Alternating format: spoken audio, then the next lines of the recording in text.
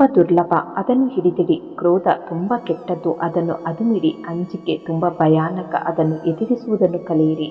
ಜನರು ತಮ್ಮದಲ್ಲದ ವಸ್ತುವನ್ನು ಕಳೆದುಕೊಳ್ಳಲು ಹೆದರುತ್ತಾರೆ. ನಿಮ್ಮ ಸಿಟ್ಟು ಮತ್ತು ನಿಮ್ಮ ಪ್ರೀತಿ ನಿಮ್ಮವರು ಎನಿಸಿಕೊಂಡವರಿಗೆ ಅಷ್ಟೇ ಸೀಮಿತವಾಗಿಡಿ.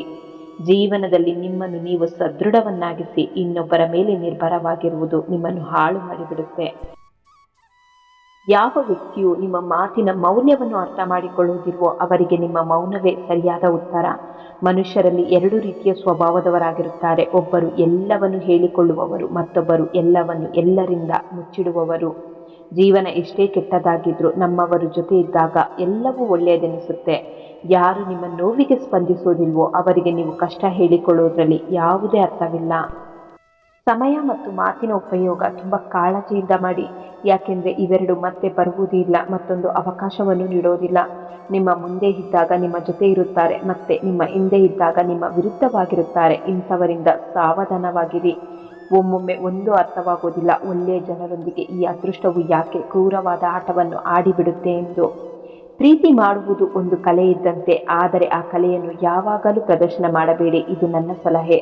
ಎಲ್ಲರ ಸೇವೆಯನ್ನು ಮಾಡಿ, ಆದರೆ ಅದರ ಪ್ರತಿಫಲದ ಅಪೇಕ್ಷೆಯನ್ನು ಮಾಡಬೇಡಿ. ಅದರ ಸರಿಯಾದ ಮೌಲ್ಯವನ್ನು ಆ ದೇವರೇ ನೀಡಬಹುದು ಹೊರತು ಮನುಷ್ಯರಲ್ಲ. ಎಷ್ಟು ವಿಷಾದದ ಮಾತೆಂದರೆ, ನಿಯತ್ತಿನ ಬಗ್ಗೆ ಮಾತನಾಡಬೇಕೆಂದರೆ ಮನುಷ್ಯ ನಾಯಿಯ ಉದಾಹರಣೆಯನ್ನು ಕೊಡುತ್ತಾನೆ. ನಿಮಗೆ ನೋವು ಕೊಡುವಷ್ಟು ಹಕ್ಕನ್ನು ಯಾರಿಗೂ ಕೊಡಬೇಡಿ ಮತ್ತು ಸೊಕ್ಕು ತೋರಿಸುವಷ್ಟು ನಿಮ್ಮ ಸಮಯವನ್ನು ನೀಡಬೇಡಿ. ಹಾಗಲಕಾಯಿಯಷ್ಟು ಕಹಿಯಾಗಿದ್ದವರು ಕೂಡ ಒಮ್ಮೊಮ್ಮೆ ನಮಗೆ ಕಷ್ಟ ಬಂದಾಗ ಆಪತ್ ಬಾಂಧವರಾಗುತ್ತಾರೆ. ಸಕ್ಕರೆಯಷ್ಟು ಸಿಹಿಯಾಗಿರುವವರು ಸಮಯ ಬಂದಾಗ ಯಾವಾಗಲೂ ಮೋಸ ಮಾಡಿಬಿಡುತ್ತಾರೆ. ಜೀವನದಲ್ಲಿ ಪಶ್ಚಾತ್ತಾಪ ಪಡುವುದನ್ನು ನಿಲ್ಲಿಸಿ. ನಿಮ್ಮನ್ನು ಬಿಟ್ಟು ಹೋದವರು ಪಶ್ಚಾತ್ತಾಪ ಪಡಬೇಕು. ಅಂತಹ ಸಾಧನೆ ಮಾಡಿ ತೋರಿಸಿ. ಮಾತನಾಡಲು ಮನಸ್ಸಿದ್ರೆ ಸಮಯ ತಾನಾಗೇ ಕೂಡಿ ಬರುತ್ತೆ. ನೀವು ನಿಮ್ಮ ಮಾತು ಕಡಿಮೆ ಮಾಡಿ ಎಲ್ಲರ ಮಾತು ಮೌನವಾಗಿ ಕೇಳಿಸಿಕೊಳ್ಳುವವರಾಗಿದ್ದರೆ ಆಗ ನೀವು ಎಲ್ಲರಿಗೂ ಇಷ್ಟವಾಗುತ್ತೀರಿ. ಇಲ್ಲಿ ಎಲ್ಲರೂ ಮನುಷ್ಯರಾಗಿಯೇ ಕಾಣಿಸುತ್ತಾರೆ, ಆದರೆ ಕೆಲವರು ಗಾಯ ಮಾಡಿದರೆ ಇನ್ನು ಕೆಲವರು ಗಾಯ ವಾಸಿ ಮಾಡುವ ಔಷಧಿಯಾಗುತ್ತಾರೆ.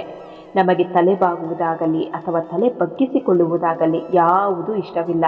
ಕೆಲವು ಭಾವನೆಗಳು ಹೃದಯದೊಂದಿಗೆ ಬೆಸೆದಿರುತ್ತೆ. ಅವುಗಳನ್ನು ನಿಭಾಯಿಸುವುದು ನಮಗಿಷ್ಟವಾದ ಕೆಲಸ.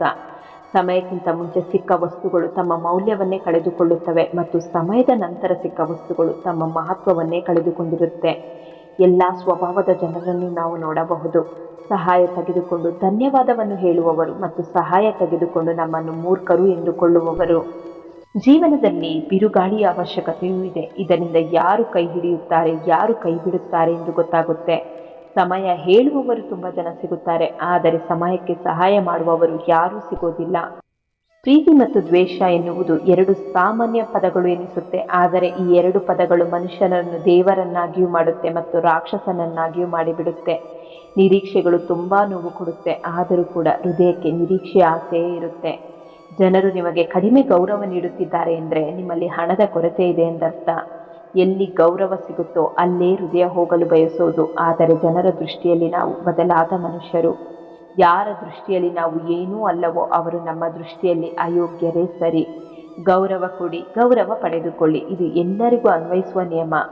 ಜನರಿಗೆ ದೂರಾನೇ ಹೋಗೋದಿದ್ರೆ ಹತ್ತಿರವಾಗೋ ನಾಟಕವಾದರೂ ಯಾಕೆ ಮಾಡ್ತಾರೋ ಗೊತ್ತಿಲ್ಲ. ಆಮೇಲೆ ಅಳಿಸೋಕೆ ಮೊದಲು ತುಂಬ ನಗಿಸಿಬಿಟ್ಟಿರುತ್ತಾರೆ. ನೀವು ಬರೀ ನಿಮ್ಮ ಜೇಬನ್ನು ಬ್ಯುಸಿಯಾಗಿಡಿ, ಆಗ ಎಲ್ಲರೂ ತಂಪಾಗಿರುತ್ತಾರೆ. ಯಾವಾಗ ನೀವು ಆತ್ಮವಿಶ್ವಾಸದಿಂದ ಇರುತ್ತೀರೋ ಆಗಲೇ ಜನ ನಿಮಗೆ ಗೌರವ ಕೊಡುತ್ತಾರೆ. ಇಲ್ಲಾಂದರೆ ನಿಮ್ಮನ್ನು ಕೆಲಸಕ್ಕೆ ಬಾರದವರು ಎಂದುಕೊಳ್ಳುತ್ತಾರೆ. ಅನುಸರಿಸಿಕೊಂಡು ಹೋದರೆ ಸಂಬಂಧಗಳು ಉಳಿಯುತ್ತೆ. ಅದೇ ಸ್ವಲ್ಪ ಪ್ರಶ್ನೆ ಮಾಡಿದರೆ ಆಯಿತು, ಸಂಬಂಧಗಳು ಕಳಚಿ ಬೀಳುತ್ತೆ.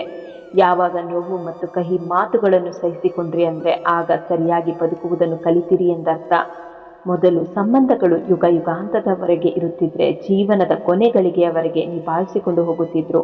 ಆಮೇಲೆ ವರ್ಷಗಳಿಗೆ ಸೀಮಿತವಾದವು. ಆದರೆ ಈಗ ಸಂಬಂಧಗಳು ತಿಂಗಳು ಅಲ್ಲ ದಿನಗಳಿಗೆ ಸೀಮಿತವಾಗಿ ಬಿಟ್ಟಿವೆ. ಯಾವಾಗ ಶುರುವಾದವು ಯಾವಾಗ ಮುಗಿಯಿತು ಎನ್ನುವುದೇ ಗೊತ್ತಾಗಲ್ಲ. ಯಾರು ನಿಜವಾಗಿಯೂ ಪ್ರೀತಿಯಲ್ಲಿ ಬಿದ್ದಿರುತ್ತಾರೋ ಅವರು ಸಣ್ಣ ಪುಟ್ಟ ವಿಷಯಗಳಿಗೆ ಹೊಟ್ಟೆ ಕಿಚ್ಚು ಪಡುತ್ತಿರುತ್ತಾರೆ. ನಿಮ್ಮನ್ನು ಕಾಲ ಕಸದಂತೆ ಕಂಡು ನಿಮ್ಮ ಮನಸ್ಸಿಗೆ ನೋವು ಮಾಡಿ ಹೋದ ವ್ಯಕ್ತಿಗಳಿಗೆ ನಿಮ್ಮ ಬೆಲೆ ತಿಳಿಯಬೇಕೆಂದರೆ ಮೊದಲು ಅವರನ್ನು ಕ್ಷಮಿಸಿ ಮತ್ತು ಅದನ್ನು ಮರೆತು ಬಿಡಿ.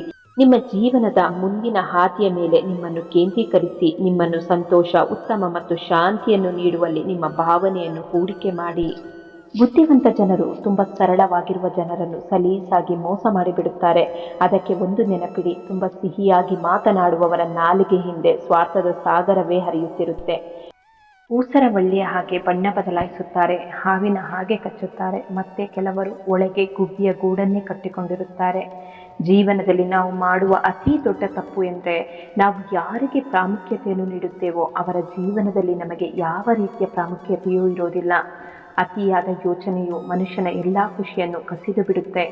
ನಾವು ಜನರ ಸುಳ್ಳನ್ನು ಗೌರವಿಸುತ್ತೇವೆ, ಆದರೆ ಅವರು ನಮ್ಮನ್ನು ಮೂರ್ಖರು ಎಂದು ತಿಳಿದುಕೊಳ್ಳುತ್ತಾರೆ. ಜೀವನವು ಎಲ್ಲರ ಹತ್ರ ಇದೆ, ಆದರೆ ಇಲ್ಲಿ ಯಾರು ಜೀವಂತವಾಗಿದ್ದಾರೆ? ದ್ವೇಷ ಸಾಧಿಸಲು ಸಮಯವನ್ನು ವ್ಯರ್ಥ ಮಾಡಿಕೊಳ್ಳಬೇಡಿ. ನಿಮಗೆ ನೋವು ಕೊಟ್ಟವರು ಮುಂದೆ ಒಂದು ದಿನ ತಮ್ಮ ಕರ್ಮವನ್ನು ತಾವೇ ಎದುರಿಸಬೇಕಾಗುತ್ತೆ. ಯಾರು ಹೋಗಲು ಅವಸರ ಮಾಡುತ್ತಿರುತ್ತಾರೋ ಅವರನ್ನು ತಡೆಯುವ ಪ್ರಯತ್ನವನ್ನು ಮಾಡಬೇಡಿ.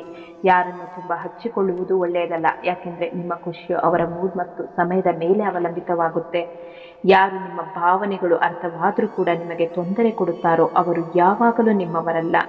ಜೀವನದಲ್ಲಿ ಎಡವಿದ ಮೇಲೆಯೇ ಯಾವುದು ಒಳ್ಳೆಯದು ಯಾವುದು ಕೆಟ್ಟದ್ದು ಎಂಬುದರ ಅರ್ಥವಾಗುತ್ತೆ. ಇಲ್ಲಾಂದರೆ ಎಲ್ಲರನ್ನು ಒಳ್ಳೆಯವರು ಅಂದುಕೊಂಡಿರುತ್ತೇವೆ. ನಿಮ್ಮನ್ನು ಭೇಟಿಯಾದ ಮೇಲೆಯೇ ಅರ್ಥವಾಗಿದ್ದು ಸುಳ್ಳುಗಾರರು ಕೂಡ ನೋಡಲು ಸುಂದರವಾಗಿರುತ್ತಾರೆ ಎಂದು.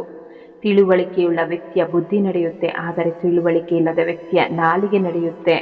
ಇಲ್ಲಿ ಎಲ್ಲರೂ ತಮಗೆ ತಾವು ಬುದ್ಧಿವಂತರೇ ಮತ್ತು ಚಾಣಾಕ್ಷರೇ. ಕಲಿಯುಗದಲ್ಲಿ ಎಲ್ಲರನ್ನೂ ಪ್ರಾಮಾಣಿಕರು ಎಂದುಕೊಳ್ಳುವುದು ಮೂರ್ಖತನ.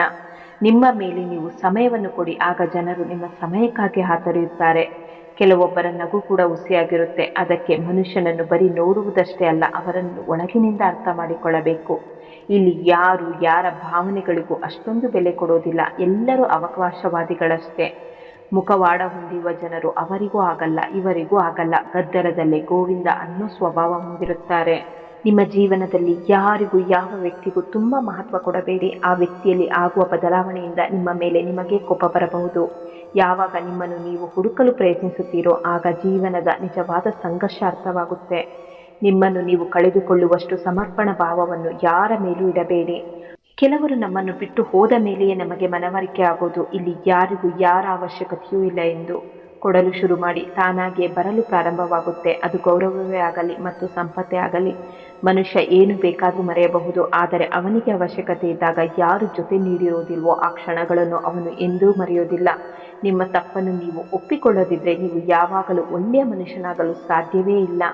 ಈ ಹೃದಯಗಳ ಅಂಗಳದಲ್ಲಿ ನಿದ್ದೆಯು ಹರಾಜಾಗಿ ಬಿಡುತ್ತೆ. ಯಾರನ್ನಾದರೂ ಮರೆತು ಮಲಗುವುದು ಎಂದರೆ ತುಂಬ ಕಷ್ಟ ಸಾಧ್ಯ. ಯಾರು ಹೇಳುತ್ತಾರೆ ನೀವು ದೇವರೇ ಆಗು ಅಂತ? ಬರೀ ಮನುಷ್ಯನಾಗಿ ನೋಡಿ, ಎಲ್ಲವೂ ಬದಲಾಗುತ್ತೆ. ಜೀವನದಲ್ಲಿ ಆಗುವ ಜಗಳಗಳಿಗೆ ಆಸೆಯೇ ಪ್ರಮುಖ ಕಾರಣ. ಯಾರಿಗೂ ದುಃಖ ಬೇಡ ಮತ್ತು ಯಾವುದಕ್ಕೂ ಕಮ್ಮಿಯೂ ಬೇಡ. ಸಣ್ಣ ಸಣ್ಣ ತಪ್ಪುಗಳನ್ನು ಮಾಡುವುದರಿಂದ ತಪ್ಪಿಸಿಕೊಳ್ಳಿ. ಮನುಷ್ಯ ಸಣ್ಣ ಕಲ್ಲಿನಿಂದ ಎಡವುತ್ತಾನೆ ಹೊರತು ದೊಡ್ಡ ಪರ್ವತದಿಂದ ಅಲ್ಲ. ಯಾವಾಗಲೂ ಸೋಲನ್ನೊಪ್ಪಿಕೊಳ್ಳದ ನಮ್ಮ ಈ ಅಭ್ಯಾಸವೇ ಮುಂದೊಂದು ದಿನ ನಮ್ಮ ಗೆಲುವಿನ ಅಭ್ಯಾಸವಾಗಿ ಬಿಡುತ್ತೆ. ಯಾರನ್ನು ಸೋಲಿಸಬೇಕು ಎನ್ನುವ ಉದ್ದೇಶ ನಮ್ಮದಲ್ಲ, ಆದರೆ ನಮ್ಮನ್ನು ಲೆಕ್ಕವಿಲ್ಲದಷ್ಟು ಮುಂದೆ ಸಾಗಿಸಬೇಕು ಎನ್ನುವ ಹಠವಿದೆ. ಈಗಂತೂ ಸಂತೋಷ ಸಿಕ್ಕರೂ ಒಂದು ತರಹ ಭಯ ಕಾಡುತ್ತೆ. ಈ ಸಂತೋಷಕ್ಕೆ ಎಷ್ಟು ಮೌಲ್ಯವನ್ನು ಪಾವತಿಸಬೇಕಾಗುತ್ತೋ ಅಂತ.